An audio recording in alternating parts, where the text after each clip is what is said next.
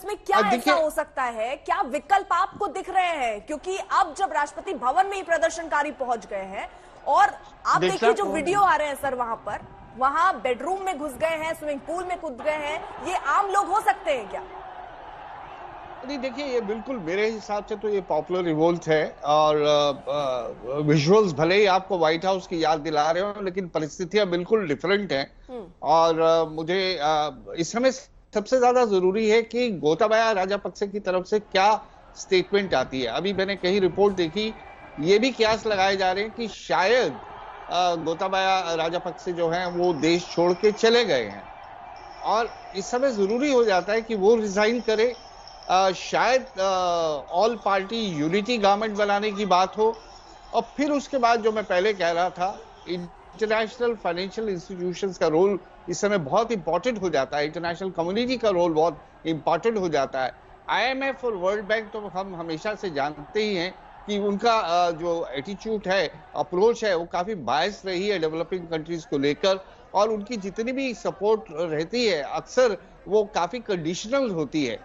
मुझे लगता है ब्रिक्स का इस समय काफी इंपॉर्टेंट रोल है, क्योंकि ब्रिक्स की स्थापना जब हुई थी उसके बाद यही सोचा गया था कि जब तक इन इंस्टीट्यूशंस में रिफॉर्म नहीं लाए जा सकते तो हमें कोई ना कोई अल्टरनेटिव्स डेवलप करने पड़ेंगे।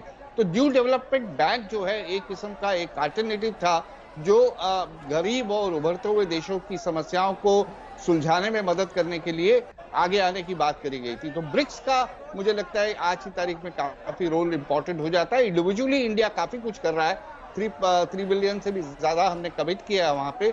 हमने एसेंशियल कमोडिटीज भी भेजी है, फाइनेंशियल असिस्टेंस देने की भी बात है। लेकिन बाकी जो सब तरफ से खबरें आ रही हैं, बहरीन मदद करना चाहता है लेकिन कंडीशंस लगा के, शायद उन्हें वहां कोई एक्सप्लोरेशन के लिए साइट चाहिए, तो वो एक बार्गेनिंग चल रही है, वो इस सिचुएशन को एक्सप्लॉइट कर रहे हैं। चाइना का कुछ मालूम ही नहीं है कि वो क्या करना चाह रहा है या क्या करेगा, या उससे कोई उम्मीद की भी जा सकती है। तो इस समय पॉलिटिकल स्टेबिलिटी लाना बहुत जरूरी है, चाहे वो यूनिटी गवर्नमेंट की तरफ से आए। और मुझे लगता है हाई टाइम है गोताबाया को आगे बढ़ के आना चाहिए, रिजाइन कर देना चाहिए और एक यूनिटी गवर्नमेंट बने यहाँ पे, और फिर जो इकोनॉमिक जो सिचुएशन से बाहर निकलने की दिशा में क्या कदम उठाए जा सकते हैं, इस बारे में सोचा जाए। ठीक है राजीव जी, जिस तरीके के हालात अभी बन रहे हैं, क्योंकि ये कहा जा रहा है कि इस्तीफा दे दे राष्ट्रपति, अगर मान लीजिए इस्तीफा दे भी देते हैं वो, तो एक तो कोई लीडर होना चाहिए जिनकी बात ये प्रदर्शनकारी सुन रहे हो, या किसी राजनीतिक पार्टी से ही जुड़े हो सकते हैं जो पहुंचे हैं, क्योंकि अगर इस्तीफा हो भी जाता है तो ये परिस्थितियां सुधर जाएंगी, इसकी क्या गारंटी है सर? आप बिल्कुल ठीक कह रही हैं कि इस टाइम पर अगर वो जिसको कहते हैं ना कि टेप लगा के कोई चीज ठीक करना, वो सॉल्यूशन नहीं है श्रीलंका के लिए। इस टाइम पे एक ऐसा लीडर, निरपक्ष लीडर, जो राजपक्षा से दूर दूर तक ना जुड़ा हो और जिसका कोई करप्शन का संबंध ही ना हो पॉलिटिकल लाइफ में, ऐसा आगे आना चाहिए।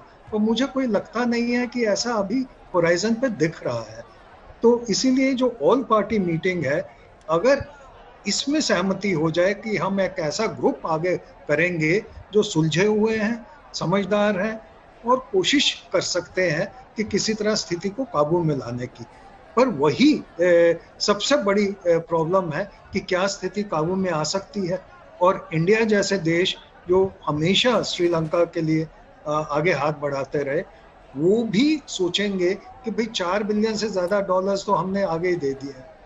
तो ये तो नहीं है कि कोई ब्लैक होल है जिसमें आप डालते जाएं और उसमें कुछ रिटर्न्स होने की या स्थिति संभलने की आशा नजर नहीं आती।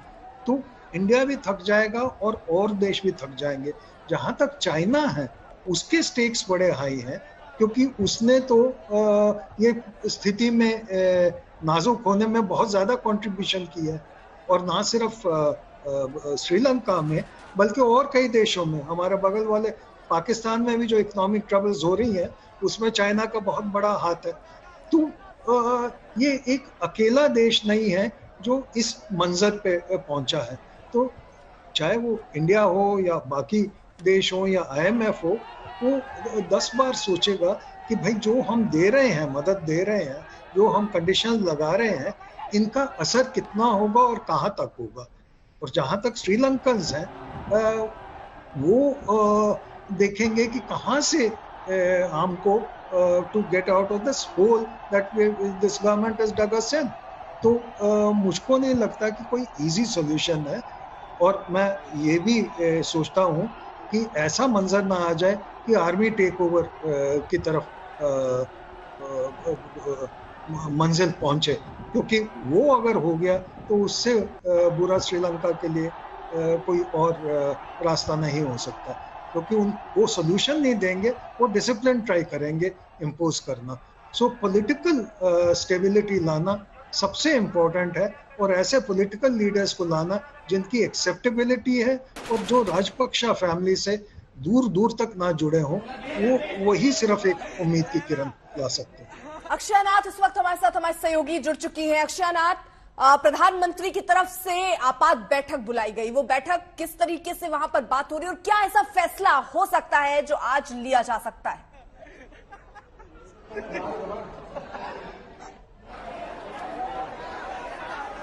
सेशन के बाद हमने देखा है कि प्राइम मिनिस्टर रनिल विक्रमसिंघे ने स्पीकर से रिक्वेस्ट किया था कि एक इमरजेंसी स्पेशल लीडर्स मीटिंग को कॉल फॉर करे, और इस मीटिंग में हम देख रहे हैं कि सारे लीडर्स पॉलिटिकल पार्टीज के हैं, वो एक ही डिमांड रख रहे हैं, वो है गोतबाया राजपक्षे के रेसिग्नेशन।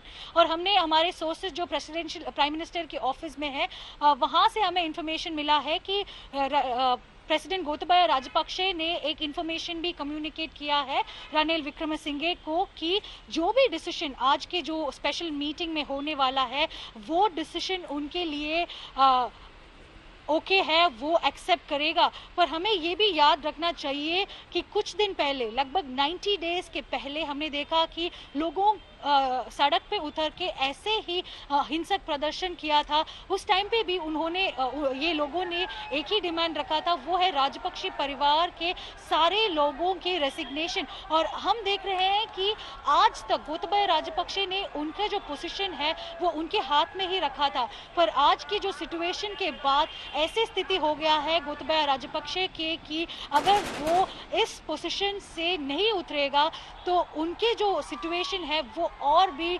बेहतर क्रिटिकल सिचुएशन में हो जाएगा। अगर यहाँ के जो श्रीलंका के लोग हैं उनको पैसिफाई करना है, उनको कूल डाउन करना है, उसमें पहले चीज ये होगा कि गोतबाया राजपक्षे की रेजिग्नेशन। उसका बाद सेकेंड पॉइंट ये है कि सारे लीडर्स एक और चीज के लिए डिमांड करने वाला है, वो है एक नए सरकार के लिए जहाँ पे सारे पॉलिटिकल पार्टीज के मेंबर्स मौजूद हैं। उसके बाद एक नया प्राइम मिनिस्टर के लिए भी डिमांड होगा, ये है हमारे सोर्सेस हमें बता रहे हैं। और ये एमपीज ये भी बोल रहे हैं कि जो रनिल विक्रमसिंघे की अपॉइंटमेंट हुआ था वो ठीक से नहीं, सिर्फ गोतबाया राजपक्षे के लिए ही हुआ था और उनके सपोर्ट के लिए रनिल विक्रमसिंघे को लेके आया था। तो इसके वजह से लोग उस पे भी नाराज है और इस वजह से एक प्रॉपर नया गवर्नमेंट फॉर्मेशन के लिए डिमांड होगा आज के मीटिंग से। वो है हमारे सोर्स हमें बताने वाली चीज़। सेकेंड चीज़ ये है कि अगर एक नया गवर्नमेंट हो जाएगा वहाँ पे तो लोगों के मन में एक और बार एक होप होगा कि एक नए सिचुएशन के लिए और एक नए सोल्यूशन जो अभी के इकोनॉमिक क्राइसिस है उसमें से स्लोली बाहर आने के लिए एक नए सोल्यूशन पर बात कर लेते हैं। क्या संभावना दिख रही है, क्या राष्ट्रपति इस्तीफा दे सकते हैं?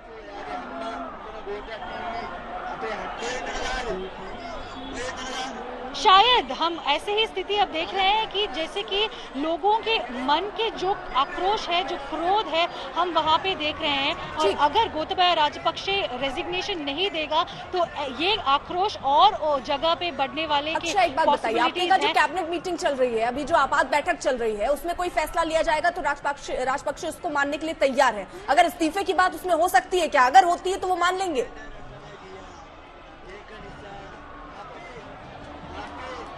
शायद मान लेंगे, क्योंकि दो चीजें हैं यहाँ पे।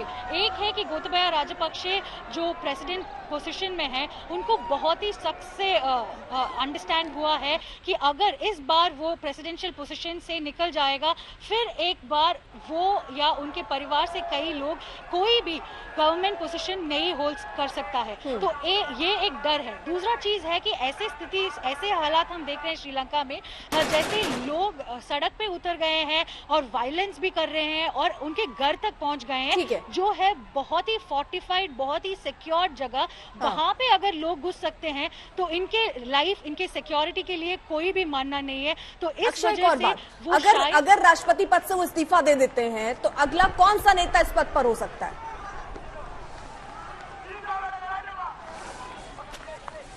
वो हमें देखना पड़ेगा। वो एक बहुत ही ट्रिकी क्वेश्चन है, क्योंकि यहाँ पे जो सिचुएशन हम देख रहे हैं श्रीलंका में, हाईएस्ट जो सपोर्ट है ऑपोजिशन लीडर सजित प्रेमदासा को, हमको देखना पड़ेगा कि क्या वो प्रेफर करेगा, क्योंकि जब उन्होंने प्राइम मिनिस्टरियल पोजीशन के लिए ऑफर दिया गया था सजित प्रेमदासा को, उन्होंने बोला कि जब तक गोतबाया राजपक्षे ये प्रेसिडेंशियल पोजीशन से नहीं निकलेगा तब तक वो एक्सेप्ट नहीं करेगा। तो इस बार अगर गोतबाया राजपक्षे निकल जाएगा तो हमको ये देखना वाला है कि कौन कौन होगा जो कैबिनेट मेंबर्स जिनको प्रेसिडेंशियल पोजीशन या प्राइम मिनिस्टरियल पोजीशन के लिए लोग ऑप्ट करेंगे और ले लेंगे। पर सजित प्रेमदासा एक नाम है जो हमको याद रखना चाहिए, क्योंकि वो एक सबसे आगे कंटेंडर है इस रेस में।